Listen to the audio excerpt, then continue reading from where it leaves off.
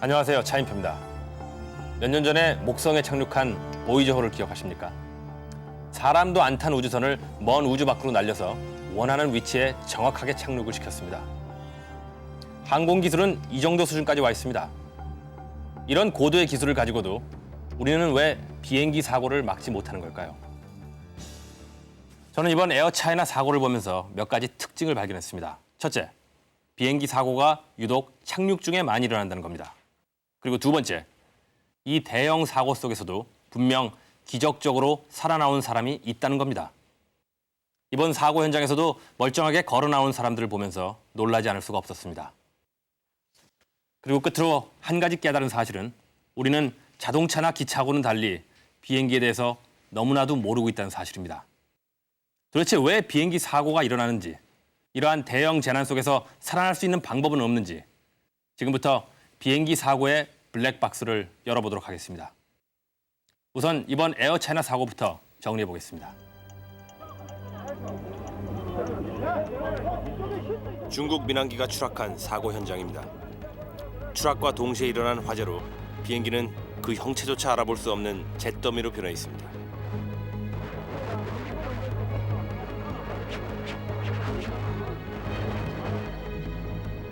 그런데 이런 화염 속에서도 살아남은 생존자들이 있었습니다.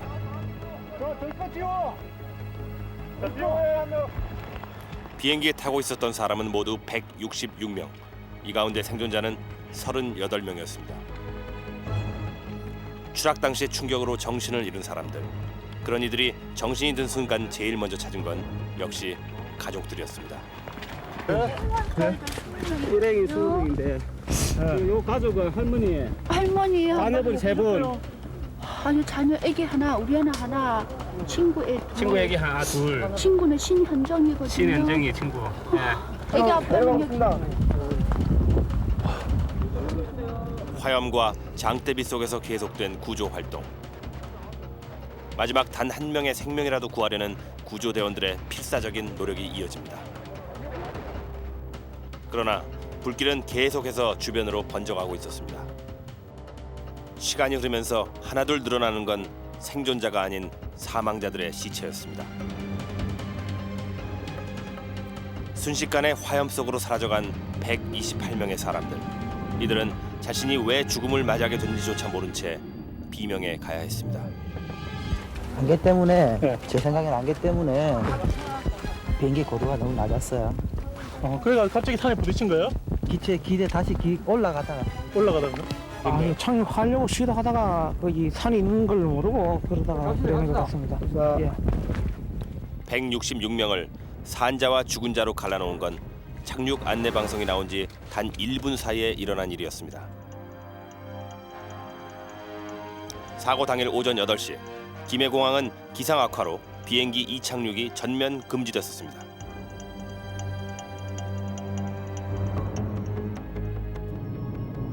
그로부터 1시간 반이 지난 9시 30분. 베이징을 출발한 중국 민항기는 김해공항을 향해 비행을 시작합니다. 그리고 사고 발생 1시간 전. 중국 민항기는 김해공항의 기상 악화로 인천공항에 착륙 허가를 요청합니다. 고리어 항공청은 착륙을 허가합니다. 그러나 착륙 허가를 얻은 비행기는 다시 김해공항으로 향했습니다. 김해 지역의 기상이 다시 좋아졌다는 것이 이유였습니다. 사고 발생 7분 전 조종사는 김해공항 관제탑에 착륙 허가를 요청합니다. 관제탑은 잠시 날씨가 좋아지자 비행기의 착륙을 허가했습니다. 기내에선 도착 5분 전임을 알리는 안내 방송이 나왔습니다. 주위에도 좀 반들배들 매더라고 보니까. 왜냐면 이제 다 왔구나는 생각이 들었기 때문에. 사고 발생 3분 전 호우주의보가 내려진 가운데 중국 민항기는 김해공항 착륙을 시도합니다. 산에 들어서니까 밖에 내려보니까 안개밖에 안 보여요. 그런데 사고 발생 1분 전 갑자기 비행기가 레이더에서 사라졌습니다. 쌩 소리가 나가지고 보니까 바로 아파트 그 옥상 닿을 듯이 지나가더라고요. 그 1초나 됐나 만나 그 순간에 이제 꽝 하더라고요. 그 시각 비행기는 활주로를 지나쳐 한일 아파트 상공을 스칠 듯이 지나가고 있었습니다.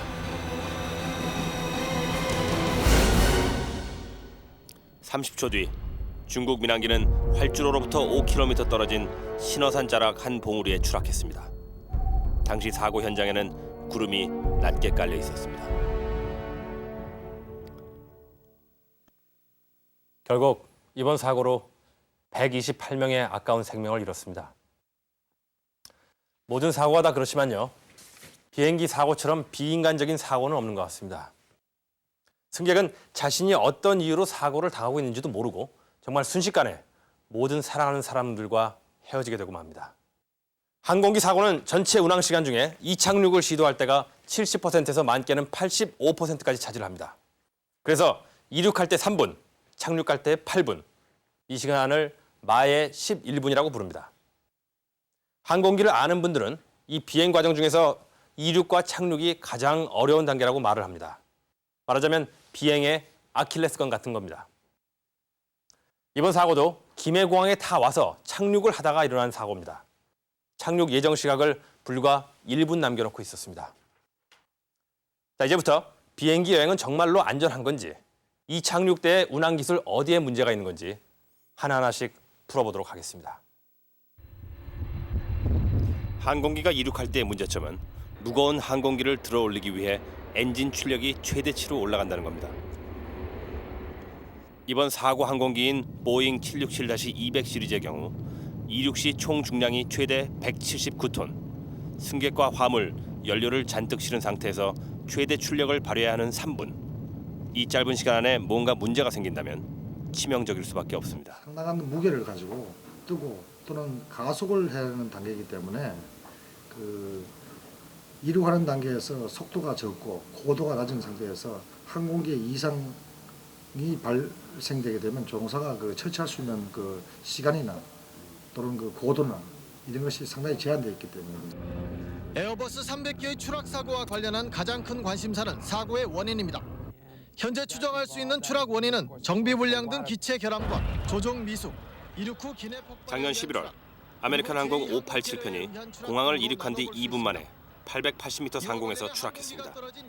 이 사고로 승객 260명 전원과 지상의 주민 5명이 사망했습니다.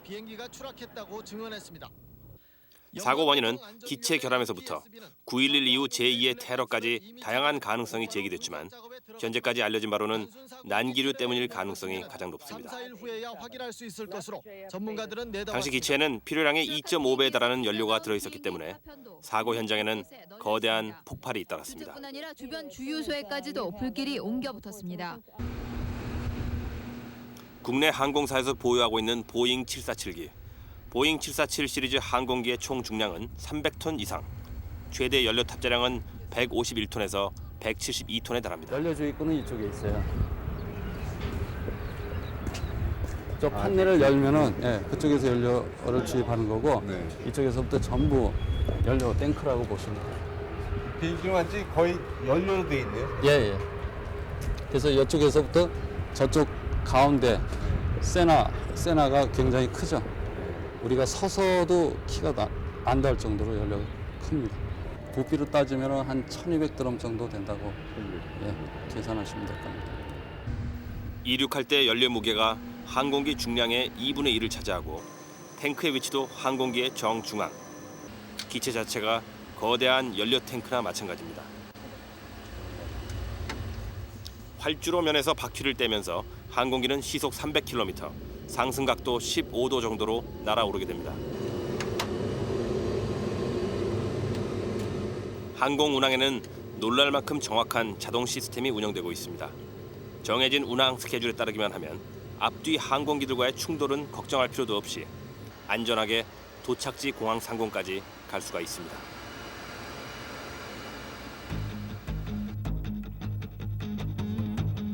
특히 일정한 고도만 유지하면 되는 순항 단계에서는 조종사가 조종석을 떠나 휴식을 취하기도 합니다. 조종사가 할 일이 없다는 우스갯소리가 나올 만도 합니다. 네, 수고 많으십니다. ETA 20, remaining 18. 그러나 한 가지 변수가 있습니다. 자동 항법에 따른 안전 시스템을 위협하는 가장 큰 문제는 날씨, 즉 기상 조건입니다. 제일 긴장합니다.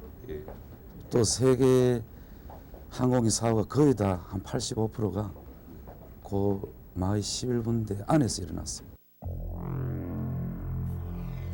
마의 11분, 즉 이착륙할 때 빈발하는 사고 원인 역시 기상 요인인 경우가 많습니다.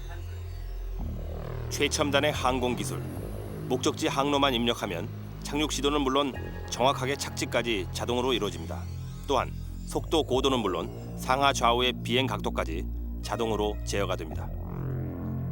그러나 문제는 공항 사정이나 기상 조건에 따라 이런 자동 시스템을 활용하지 못하는 경우가 생긴다는 것입니다. 대부분의 착륙 사고는 기체 결함이나 계기 이상이 발견되지 않은 상황에서 또는 조종사가 직접 판단하고 조작하는 과정에서 일어나게 됩니다. 미국에서는 활주로 주변에서 일어나는 착륙 사고의 유형을 분석해봤습니다. 그 결과가 놀랍습니다. 대부분의 사고가 활주로 진입 직전에 일어났습니다.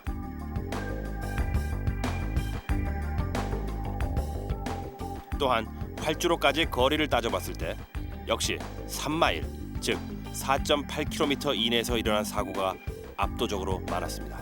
CFIT라고 부르는 사고가 있습니다. 그래서 항공기가 소위 통제 가능한 상태에서, 그러니까 기체 결함이나 별다른 문제가 없는데 통제 가능한 상태에서 지형 지물에 충돌하는 사고를 그렇게 부르거든요.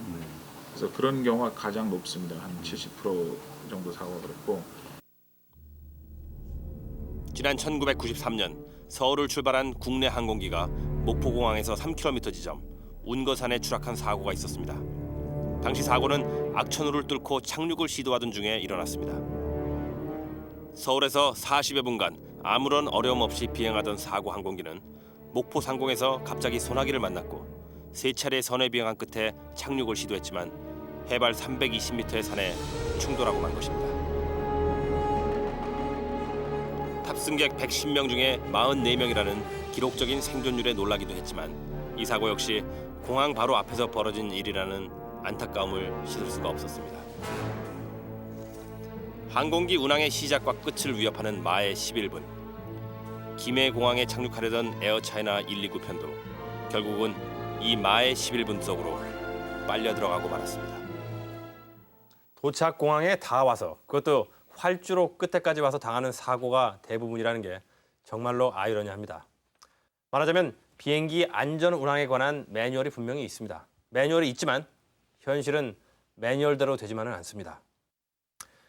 이번에 새삼 깨달은 사실이지만 비행기가 뜨고 내리는 데는 아주 긴박한 조작 과정이 따릅니다.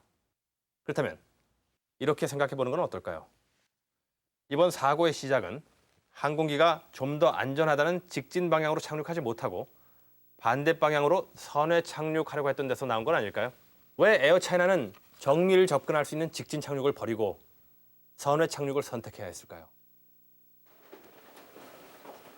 사고 당시 상황을 알아보기 위해 김해의 공항 공사를 찾아갔습니다.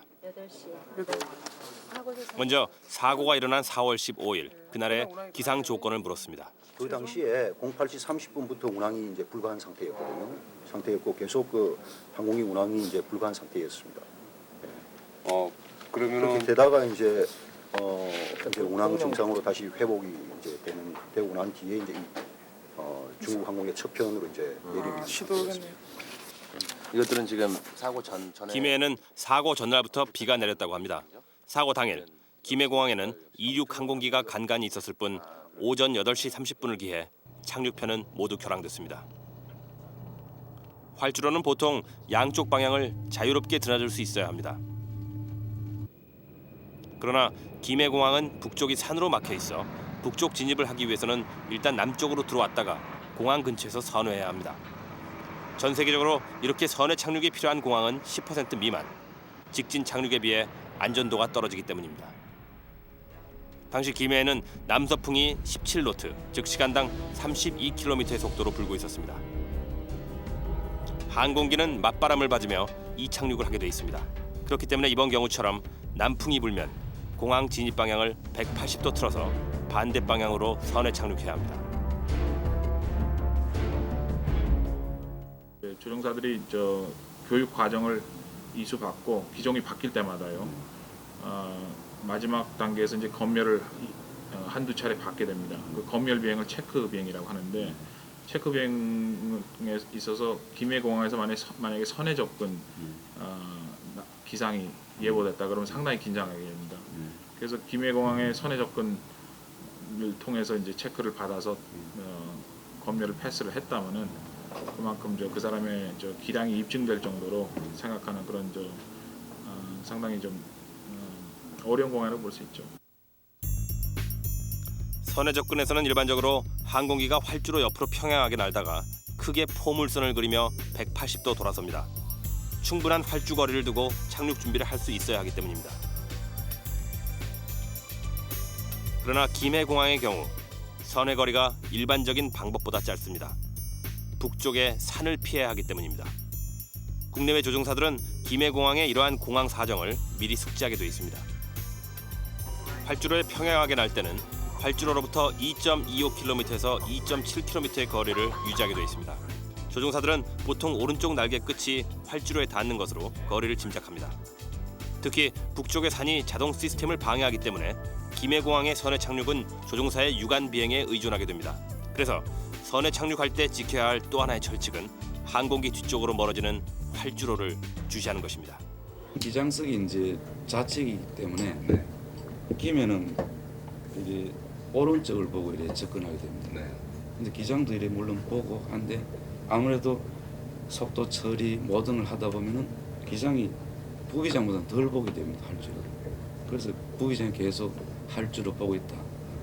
지금 현재 바퀴다리 냈고 고양역 장치 지금 완전히 착륙 준비는 다 됐다. 그러면은 이제 기장이 알았다고 어느 이제 우리가 정해놓은 지점에서 선회를 이제 하게 됩니다. 선해 착륙에는 안전을 고려한 선해 지점, 즉 최종 선해 지점이 정해져 있습니다. 김해공항에서는 산을 피하기 위해 활주로에서 2.4km 되는 곳을 최종 선해 지점으로 하는데요. 여기에 비행 시간도 참고해야 합니다. 착륙하고자 하는 접지 지점하고 나하고 평행이 되는 지점에 가면은 시간을 체크를 합니다. 그래서 시간을 체크를 하는데 기종별로 25초를 하는 항공기도 있고 30초를 하는 항공기도 있고 45초를 하는 항공기도 있는데 그 항공기 시간 정해놓은 시간만큼 나가서 선회를 하죠.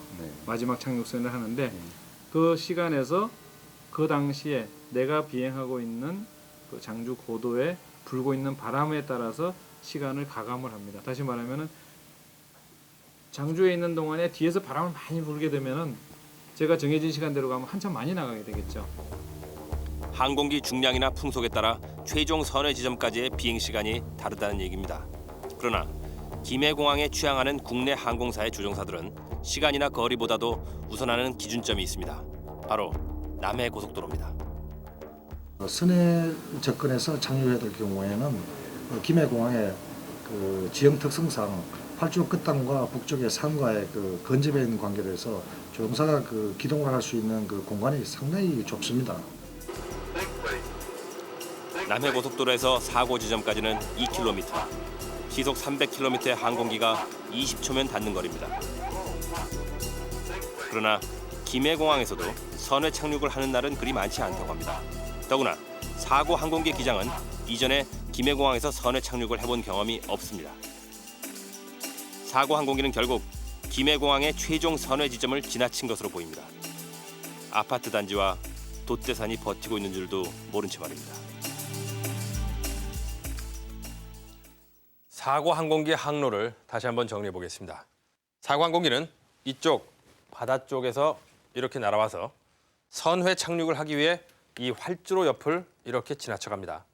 그리고 활주로 끝에서 2마일 지점, 통상 마지막 선회 지점이라고 말하는 이곳마저도 지나쳐버립니다. 그리고 이 산자락 위에 있는 아파트 위를 아슬아슬하게 스쳐서 이곳 산 정상에 충돌하고 맙니다. 예정대로라면 11시 25분 김해 활주로에 착륙 바퀴를 내렸어야 할 에어차이나 129. 착륙을 불과 1, 2분 앞두고 조종석에서는 과연 무슨 일이 있었을까요? 사고 당시를 재현해봤습니다. 앞에서 말씀드린 무사고 매뉴얼을 잘 기억하시고 무엇이 이 여객기를 사고로 몰고 갔을까 비교해 보시기 바랍니다.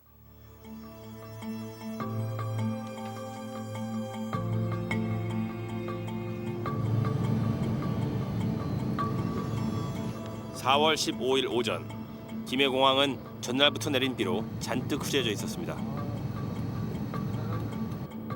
공항 측은 7시 39분 김포에서 출발한 여객기를 끝으로 더 이상의 착륙을 허가하지 않고 있었습니다. 에어차이나 129편이 김해 상공에 도착한 건 11시 15분경. 오전에 착륙 금지 조치가 막 풀린 시점이었습니다. 당시 조종사와 관제 기관들 사이에 교신 내용입니다. 그 시각 구름 높이는 1000피트, 시정거리는 3500m. 에어차이나의 보잉 767급이라면 착륙할 수 있는 조건이었습니다. 김해 같은 경우에 이제 남쪽에서 북쪽으로 계기 접근을 하게 되니까 계기 접근을 할 때 계기 접근 마지막 경로상에 항공기가 정대됐을 경우에는 그 최종 계기 접근 허가를 내줍니다. 관제 접근 관제소에서 허가를 내주게 되고 그다음에 이제 선회 접근을 해야 되니까 활주로를 유관 식변해야 된다는 것을 조종사에게 통보를 해주게 되겠죠. 관제소에서는 에어차이나 129편이 착륙해도 좋은지 물었고 김해공항 관제탑에서는 착륙을 허용했습니다. 단 기상 사정 때문에 선회 착륙해야 한다는 조건이 있었습니다. 이때가 사고가 일어나기 5분 전 김해공항 관제탑에서는 활주로를 지정하고 선회 착륙을 위해 활주로 수평 방향으로 이동하도록 지시했습니다. 그러나 교신 내용으로 볼 때 에어차이나 129편은 아직까지 관제탑 시야에 들어오지 않은 시점이었습니다. 잠시 후 에어차이나 조종사가 선회 착륙 지시를 복창합니다. 아마도 이때쯤은 에어차이나는 선회 착륙을 위해 활주로를 지나치고 있었을 것입니다. 사고 항공기의 조종사가 안전수칙대로 활주로를 주시하고 있었는지 그 여부는 알 수가 없습니다. 그러나 분명한 것은 사고가 난 위치와 궤적으로 볼 때 조종사는 최종 선회 지점을 놓쳤다는 것입니다. 다음 교신에서 조종사가 관제탑에 응답하지 않는 것으로 볼 때 이때 이미 뭔가 이상을 감지한 것은 아닐까요? 활주로를 안 보이면은 착륙을 할 수가 없죠. 선회 접근 착륙의 기본은 뭐냐면은 일단 활주로를 유관으로 식별하고 있는 상태에서 계속 접근이 되는 거기 때문에 접근하는 중간에라도 활주로를 잊어버리게 되면은 그 상태에서 접근을 중지를 해야 됩니다. 그것은 선회 접근 착륙의 가장 중요한 규정입니다. 보지 않으면 선회 접근을 할 수가 없어요. 비행거리로 봤을 때 활주로가 이미 시야에서 사라졌을 시각 조종사는 그제서야 선회 지점을 돌고 있다고 말합니다. 조종사가 말한 최종 선회 지점은 이미 남해고속도로를 지나 돛대산 자락을 얼마 남겨놓지 않은 곳이었습니다. 최종 선회 지점을 돌았다고 말한 뒤 조종사와 관제탑 사이의 교신은 또다시 끊기고 몇 분 뒤 김해소방서와 경찰서에는 사고 신고가 빗발쳤습니다. 그리고 사고 항공기는 돛대산의 한 봉우리인 물봉산 236m 지점, 활주로에서 5.2km나 떨어진 곳에 발견됐습니다. 지금 한일 아파트하고 동원 아파트 요 지역 산 능선 여기 있습니다.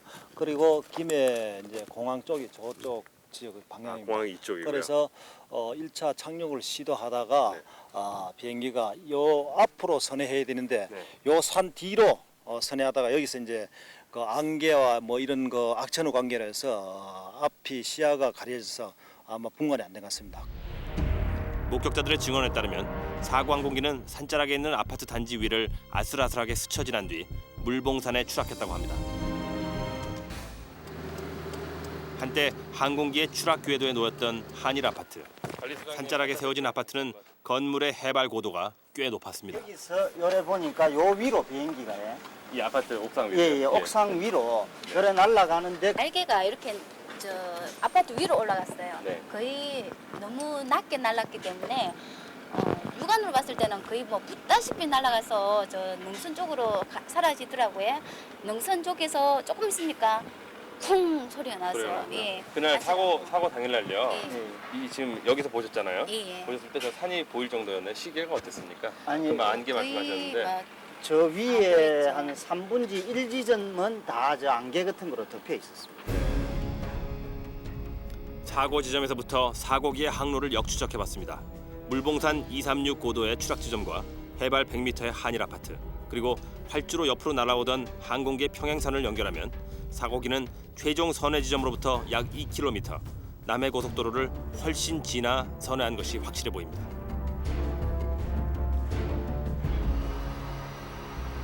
그렇다면 사고 항공기는 왜 이 아파트나 산을 향해 날아갔을까요?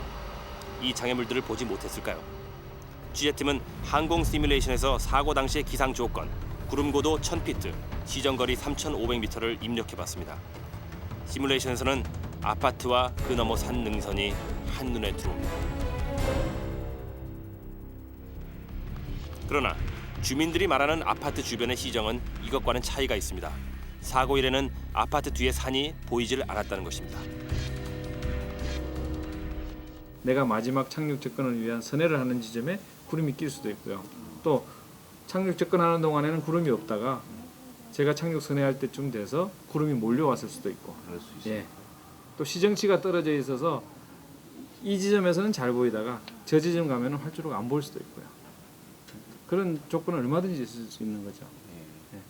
보이지 않는 상황에서 계속 접근을 한다는 것은 그때부터는 저한테는 안전은 보장되지 않는 거기 때문에. 시정이 나쁜데도 재이륙을 시도하지 않은 이유는 뭘까요? 그리고 또 한 가지 의문. 비행기에 장착된 GPWS, 즉 지상 접근 경보음은 울렸을까요? 지상 근접 경보 장치는 30초 전에 먼저 경보를 울려주고, 또 경우에 따라서는 이제 뭐 그것도 한 15초 정도의 전에 경보를 울려주게 되어 있습니다. 그것은 이제 그 15초라는 건 어떤 거냐 하면, 현재 상태로 계속 비행을 하게 되면 15초 후에는 이제 지면에 충돌한다는 겁니다. 항공기 중에는 착륙 바퀴를 내리는 순간 GPWS가 작동을 멈추는 기종이 있지만 사고 항공기의 경우 어떤지는 아직 밝혀지지 않았습니다. 그렇다면 뒤늦게나마 산을 발견했을 때 기술을 들어 올렸다면 어떻게 됐을까요?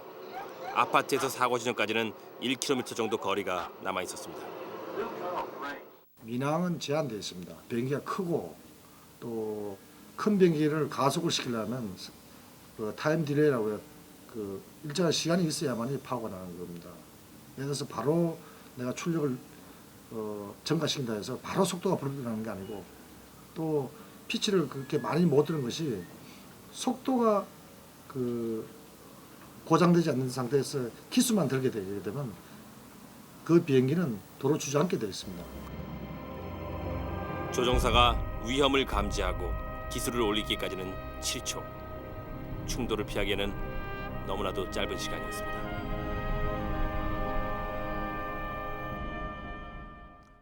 선회 지점을 놓치지 않았더라면, 이 항공기가 단 1-200m라도 좀 더 높이 날았더라면 사고를 피할 수도 있지 않았을까요? 생각하면 생각할수록 아쉬움이 남습니다. 접근 고도 경보 장치가 제대로 작동을 했는지도 사실 미스터리입니다. 자, 항공기는 활주로 끝에서 3.2km 정도, 여기 이 선회 지점을 그냥 지나치고 다음에 적어도 한 15초 이상을 더 날아가서 공항에서부터 5km 떨어진 이 야산에 추락했습니다. 충돌한 다음에는 폭발과 화재가 잇따랐고요. 비행기 잔해가 이쪽 저쪽으로 각각 흩어졌습니다. 선회 지점을 놓친 이유는 우리가 알 수가 없습니다. 하지만 어쨌든 항공기가 항로를 이탈했습니다. 공항 주변에는 산이나 아파트 같은 고층 건물로 장애물이 가득했습니다. 항로를 이탈하는 순간 사고 위험은 그만큼 높아질 수밖에 없는 것입니다. 만약에 이런 장애물에 부딪힐 수밖에 없는 상황이라면 항공기는 과연 이런 충돌에 대해서 얼마만큼 안전할까요? 추락하기 전 착륙을 앞둔 중국 민항기의 속도는 약 290km 정도로 추정됩니다. 이 속도로 비행하던 중국 여객기가 활주로가 아닌 산자락에 충돌한 것입니다. 추락에 이어 일어난 폭발과 화재, 순식간에 불길이 번지면서 비행기는 물론 숲까지 모두 태워버렸습니다. 그런데 이런 극한 상황에서 생존자가 있었다는 것, 그것은 기적이었습니다. 게다가 몇몇 생존자는 직접 걸어서 사고 현장을 빠져나올 정도로 경미한 부상에 그친 경우도 있었습니다. 여자 살겠다고 그래서 그냥 gis어요. 벌벌 거서 불속으로 기 나왔어요. 그래서 기니까 뭐 옆 뒤에서 한참 기는데 뒤에서 꽝꽝 이제 두 번째 폭발이 일어나서 비행기가. 이렇게 생존자가 많았던 이유는 먼저 추락한 장소가 숲이었기 때문이었습니다. 숲은 추락 속도를 줄여주는 한편 비행기에서 튕겨져 나온 사람들을 나무에 떨어지게 해서 충격을 최소화시켰습니다. 게다가 사고를 불러일으킨 나쁜 기상 상황이 오히려 대형 화재로의 위험을 막아 생존자들이 늘어날 수 있었습니다. 비행기 그 기름 흩어지고 부위가 난 것은 뭐 산불 난 것은 뭐 그 주위에 환자들이 널리 있었는데 아마 그 환자들도 그만큼 생존자가 없었지 않았나. 그 비가 오니까 비 오고 안개 때문에도 생존자가 많았지 않나. 이번처럼 비행기 사고에서 생존자가 탑승객의 4분의 1이나 되는 것은 극히 드문 예입니다. 그렇다면 비행기 추락 사고에서 탑승객이 살아날 가능성은 얼마나 될까요? 우선 비행기 추락의 첫 번째 위험 요소는 추락할 때 발생하는 충격입니다.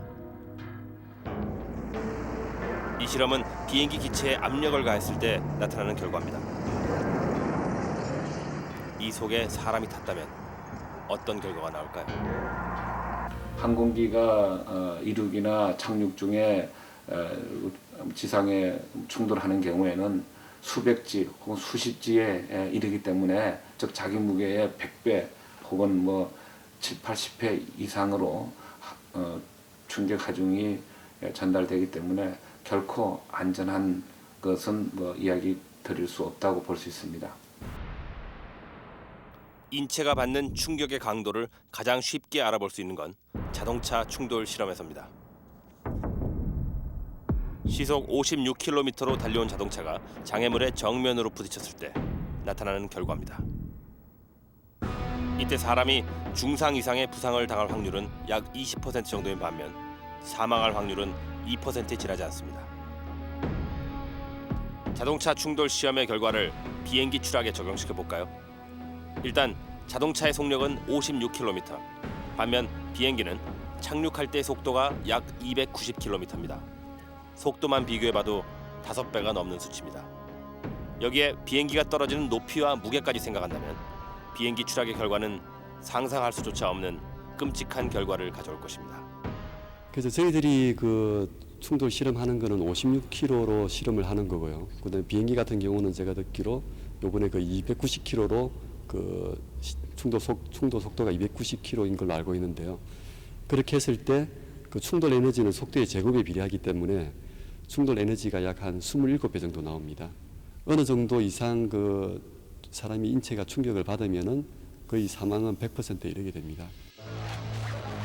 사실 충돌보다 더 치명적인 사망 원인은 비행기가 추락하면서 생기는 2차 폭발입니다. 김해 사고의 경우도 마찬가지였습니다. 살아가는 사람이 38명 아예 70명 넘었거든. 다 불이 나가지고 다시 들어가 볼 엄두도 못 내고 나오자마자 또 폭발하고 계속 폭발하니까 산 사람이라도 전부 멀리 가라 그래서 전부 사람들이 일단 가까운 곳 기체 내에서 떨어진 곳에 최대한 갈 수 있는 데까지 가자고 앞서치고 그래 나왔거든. 전부터. 눈앞에 생존자를 두고도 폭발의 위험 때문에 손을 놓고 있을 수밖에 없었습니다. 여기저기서 이제 부르는데 오래 타고 있는 여고자가 있었습니다. 이제 우리 부모 형제 그리고 싶어서 이제 접근은 시도해봤지만은 참 역부족이었습니다. 그때 참 안타까움을 느꼈어요. 보통의 경우 대다수의 비행기들은 충돌과 함께 몇 분 안에 폭발과 화재를 동반합니다. 높은 온도의 엔진과 항공유가 만나는 순간 엄청난 폭발력을 발휘하게 되는 겁니다. 이렇게 발생되는 폭발력은 비행기 동체를 산산조각 낼 뿐만 아니라 그 형체도 없이 녹아내리게 합니다. 항공기가 지상과 충돌하게 되면은 날개에 있는 연료가 새어 나오게 되고 그 연료가 그 고열의 엔진에 의해서 정화되기 때문에 화재가 주로 날개와 중앙동체 부분에서 많이 발생하게 됩니다. 충돌 즉시 폭발로 이어지는 비행기의 기체 구조. 그렇다면 강한 충격도 견딜 수 있는 튼튼한 재료로 비행기를 만들면 지금보다 안전하지 않을까요? 먼저 비행기와 자동차의 구조 재료를 비교해 보기로 했습니다. 실험은 두 가지 방향으로 진행됐습니다. 얼마나 잘 늘어나는지를 알 수 있는 인장 강도와 형태가 어떻게 달라지는지를 알 수 있는 변형률에 관한 것이었습니다. 비행기의 재료인 알루미늄 합금은 많이 늘어났으며 변형률도 좋았습니다. 자동차의 강철은 모양도 쉽게 변하지 않고 잘 늘어나지도 않았습니다.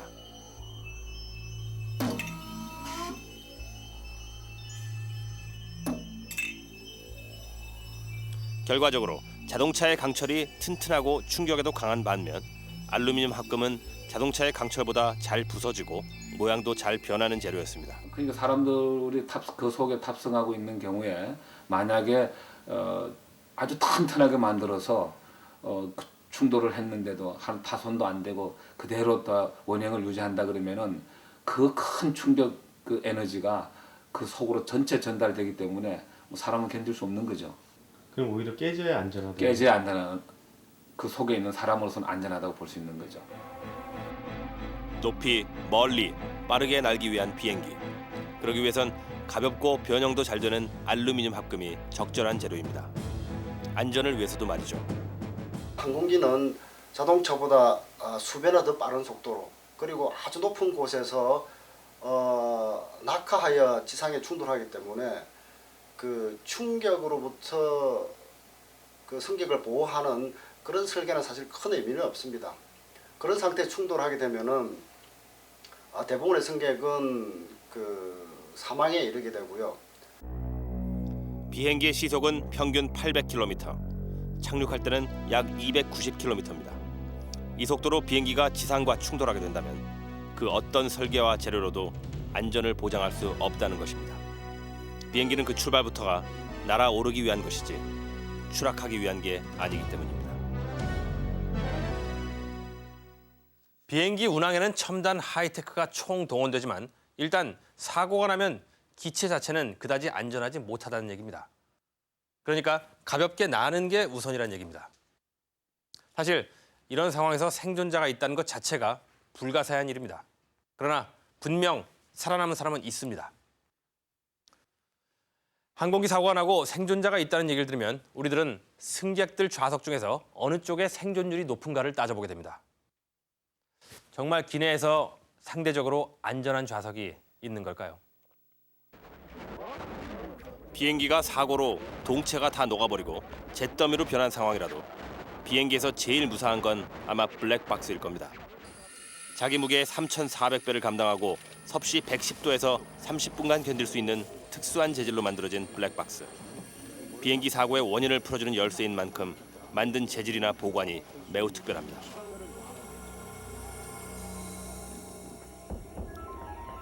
비행기 꼬리 밑부분에 위치한 블랙박스. 그렇다면 블랙박스의 위치가 비행기에서 가장 안전한 곳이 아닐까요? 그런데 블랙박스의 위치와 탑승객들의 좌석과는 거리가 꽤 먼 편입니다. 다시 김해 사고 현장으로 가보겠습니다. 166명의 탑승객들이 타고 있었던 비행기는 그 형체를 알아볼 수 없을 정도로 불에 탄 상태입니다.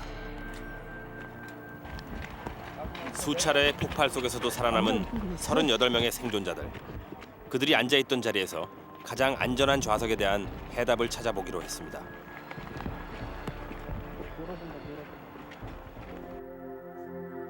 이번 김해 사고 생존자들의 좌석을 함께 되짚어 보겠습니다. 전체 33열 가운데 앞좌석의 생존자는 8명인 반면 뒷좌석의 생존자는 무려 27명에 달했습니다. 중간 좌석의 경우는 생존자가 매우 드물었습니다.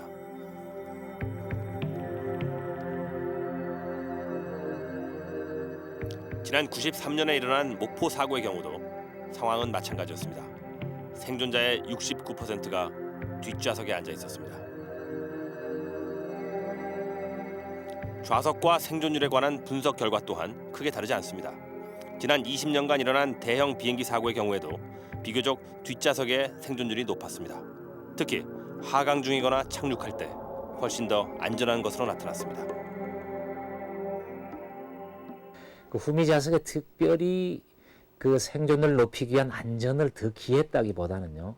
항공기 일반적인 그 구조 설계상의 그 특징 때문에 그런 것 같습니다. 꼬리 쪽에는 꼬리 날개가 이제 크게 붙어 있어요. 수평 꼬리 날개, 수직 꼬리 날개 이런 것들과 동체의 끝 부분이 이렇게 한꺼번에 연결되어 있기 때문에 안전을 위해서 특별히 의도하진 않았지만 그 부분이 아주 골조가 좀 탄탄하다고 볼 수 있겠습니다. 설계상의 특징과 함께 뒷좌석이 안전하다는 또 한 가지 이유는 일반적으로 비행기가 충돌하는 방향 때문입니다.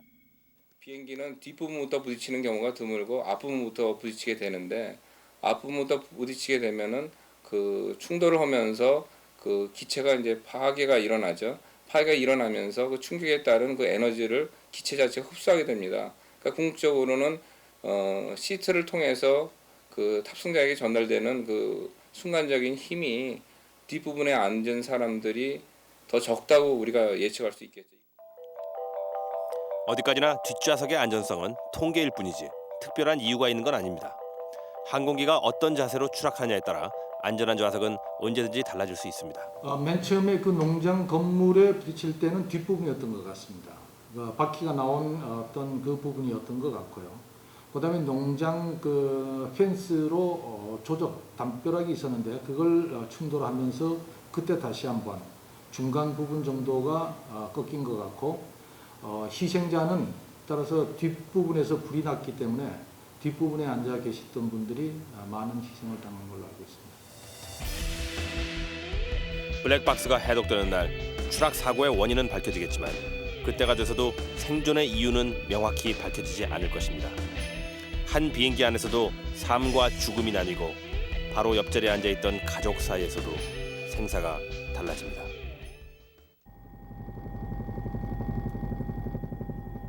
사고 발생 4일째. 이번 사고로 아들을 잃은 부모가 사고 현장을 찾아왔습니다.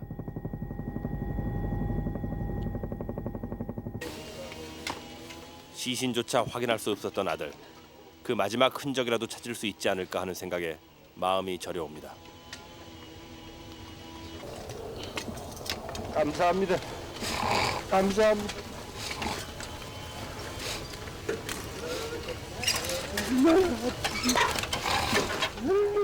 산산조각난 비행기 잔해를 본 부모는 이제야 아들의 죽음을 실감한 듯 울음을 터뜨립니다.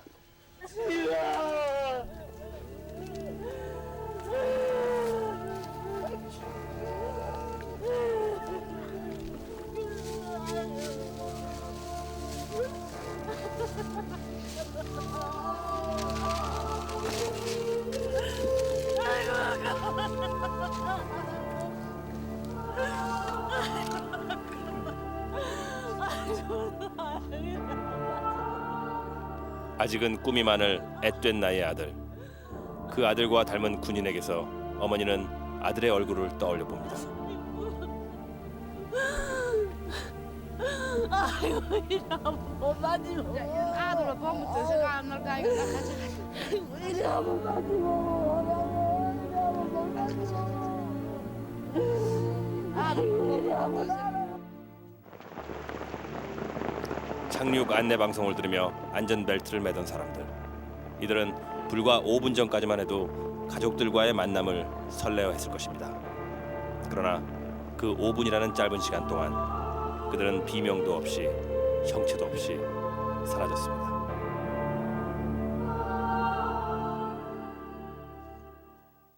에어차이나 추락 사고에 대해서 여러 각도로 분석을 해봤습니다. 사실 항공기 사고의 정확한 원인을 밝히는 데는 시간이 아주 오래 걸립니다.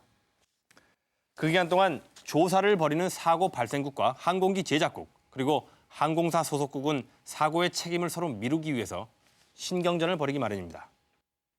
바로 이틀 전 대만 항공안전위원회에서는 2000년 10월에 일어난 싱가포르 항공의 추락 사고에 대해서 정식 보고서를 발표했습니다. 사고가 난 지 1년 반 만에야 나온 결론입니다. 이 사고 보고서에서는 사고 조사를 하는 진짜 목적은 책임 소재를 가리기 위해서라기보다는 바로 원인을 제대로 알고 다시는 같은 사고가 재발하지 않도록 예방하는 데 그 목적이 있다는 것을 분명히 밝히고 있습니다.